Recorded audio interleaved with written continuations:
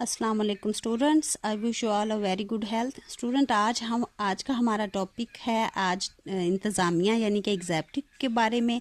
हुकूमत का दूसरा अहम शोबा है इंतज़ामिया, इसको उर्दू में हम आमला भी कह सकते हैं। इस शोबा का बुनियादी काम, जैसा कि आपको नाम से ज़ाहिर है, इंतज़ाम करना यानी कि कवानीन का नफाज करवाना और उस सिलसिले में हुकूमत की कारोबारी हुकूमत को मुकम्मल तौर पर चलाना, वो सारा काम, वो सारी जिम्मेदारियां इंतज़ामिया की हैं। इंतज़ामिया की कुछ इकसाम हैं। सबसे पहले देखिए बराए नाम इंतज़ामिया, जिसको टिटुलर एग्जेक्टिव भी कहते हैं। इसके मिसाल बरतानिया सबसे पहले है, जिसमें बादशाह के नाम पर तो सारे काम किए जाते हैं इंतज़ामी तौर पर, लेकिन अमलन उसके पास कोई इख्तियारात नहीं होते।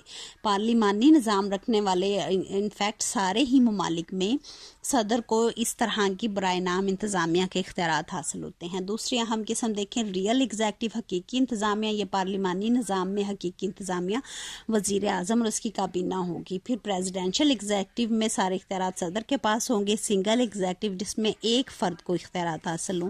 5वें नंबर पर देखें प्लूरल एग्जेक्टिव, जिसमें बैक वक्त 2 या 2 से ज़्यादा अफराद या इदारों को इख्तियारात हासिल हों, जैसे कि स्विट्ज़रलैंड में है 7 अरकान पर मुश्तमिल एक वफाकी काउंसिल है जिसको इंतज़ामिया के इख्तियारात हासिल हैं। नेक्स्ट देखें कि इंतज़ामिया काम क्या करती है, उसके फ़र्ज़ क्या क्या हैं, क्या क्या इख्तियारात है। सबसे पहले एडमिनिस्ट्रेशन, नज़्म व नस्क संभालना, अमन व अमान कायम रखना, मुल्क का दिफा करना। इस महकमे को होम डिपार्टमेंट भी कहते हैं और पुलिस के ज़रिए हुकूमत ये काम करती है। दूसरा हम देखें जितने भी कवानीन मुकन्ना बनाती है उन पे नफाज करना उनका इंतज़ामिया की ज़िम्मेदारी है। तीसरा देखें हर डिपार्टमेंट की अपनी कुछ मखसूस भी उसको कानून साजी की ज़रूरत पड़ जाती है, जिसमें इंतज़ामिया का सरबराह ऑर्डिनेंस जारी करेगा। इसको बाज़ जगह पे डेलीगेटेड लेजिस्लेशन भी कहते हैं। तो अपने अपने डिपार्टमेंट के से रिलेटेड जो थोड़ी बहुत कानून साजी करनी पड़ती है, वो भी इंतज़ामिया का फ़र्ज़ है। नेक्स्ट देखें मुल्क का डिफेंस, मुल्क का दिफा करना इंतज़ामिया का सबसे बड़ा फ़र्ज़ है और ये ज़िम्मेदारी महकमा दिफा के पास होती है। अमूर ख़ारजा यानी कि बाहर के ममालिक के साथ मुआहदात करना, दोस्ती और अमन के ताल्लुकात कायम करना, सफारती नुमाइंदों का तकर्रुर करना, ये सब भी इंतज़ामिया की ज़िम्मेदारी है। इंतज़ामिया की एक बहुत अहम ज़िम्मेदारी है कि वो सालाना मुल्क का बजट तैयार करे और मालियाती पॉलिसीज़ पर अमल करवाए। सातवां देखें बहुत अहम फ़र्ज़ है इंतज़ामिया का कि दुनिया के हर मुल्क की इंतज़ामिया को ये इख्तियार दिया गया है, ये प्रिविलेज दी गई है इंतज़ामिया के सरबराह को कि वो सज़ा को माफ़ करे या सज़ा में कमी करे। और अमूमन बाज़ ममालिक में इंतज़ामिया को जजेस की तकर्री का इख्तियार भी दे दिया जाता है। तीसरा हुकूमत का अहम ऑर्गन, अहम शोबा, अहम हिस्सा अदलिया है। अदलिया हुकूमत के जमहूरी ममालिक में ख़ास तौर पर अदलिया आज़ाद और ख़ुद मुख्तार होती है। इस पर मुकन्ना या इंतज़ामिया की तरफ से कोई भी दबाव नहीं होना चाहिए। अदलिया के फ़राइज़ देखें, सबसे पहला फ़र्ज़ क्या है, मुकदमात की समाअत करना, फ़ैसला करना और निज़ाम अदल कायम करना। फिर देखें मातहत अदालतों की अपीलों को सुनना।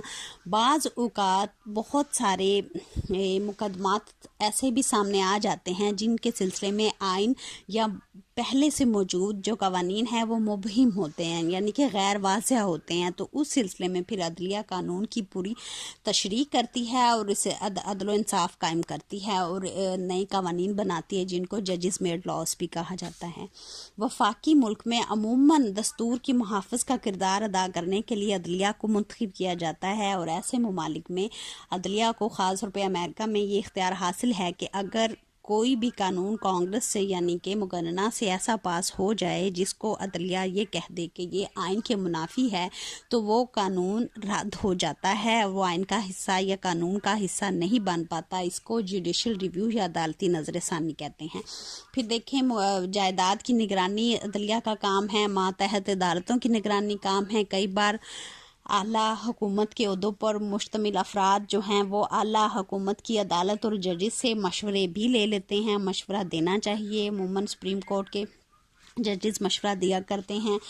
और अदलिया का एक बहुत अहम फ़र्ज़ ये है कि वो बुनियादी हुकूक का तहफ़्फ़ुज़ करती है। आवाम को, किसी एक आम शहरी को किसी भी सिलसिले में इंसाफ की तलब है तो वो अदलिया का दरवाज़ा खटखटाए। हत्ता कि अगर गवर्नमेंट से या गवर्नमेंट के किसी डिपार्टमेंट से अदलिया को आवाम को किसी किस्म के मसाइल का सामना है तो वो सिलसिले में भी عدلیہ سے رجوع کر سکتی ہے۔ اس کے علاوہ کچھ چھوٹے موٹے دیگر عدلیہ کو بھی فرائض سر انجام دینے پڑتے ہیں، مخصوص اشیاء کے لائسنس جاری کرنا، غیر ملکی شہریوں کو حقوق شہریت وغیرہ عطا کرنا۔ یہ ہمارا تھا اسٹوڈنٹ 3 ٹاپک، ہم نے تینوں آرگنس کے بارے میں پڑھ لیا ہے، حکومت کے مقننہ، انتظامیہ اور عدلیہ۔ نیکسٹ دیکھیں حکومت کا اسلامی تصور کیا ہے۔